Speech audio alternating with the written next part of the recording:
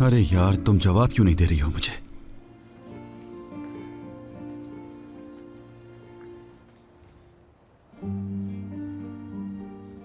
हो सकता है किसी के साथ बैठी हुई हो।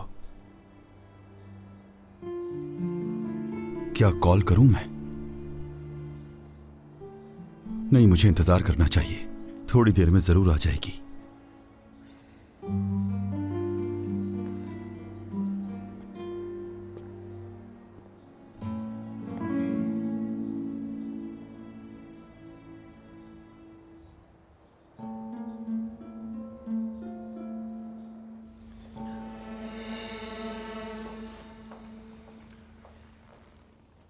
सब काम मैंने सेट कर दिया फातिमा। 2 दिन के अंदर सब कुछ खत्म हो जाएगा। इतनी जल्दी हो गया? तो और क्या, देर करने से भला हमें क्या फायदा होगा। मेरे उस आदमी को घर के अंदर आने के लिए किसी ना किसी की जरूरत है, और ये काम अब तुम्हें ही करना होगा, वरना हम गाड़ी के साथ कुछ नहीं कर सकते। क्या आतिफ, पागल हो गए हो तुम?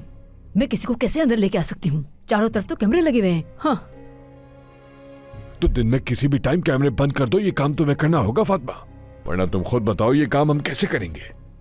आतिफ, मुझे कैमरों के बारे में मालूमात कहाँ है? मैं इस तरह का कोई काम नहीं करूंगी, बिल्कुल नहीं। ओह ठीक है, फिर मैं इसका कोई और हल निकालता हूँ।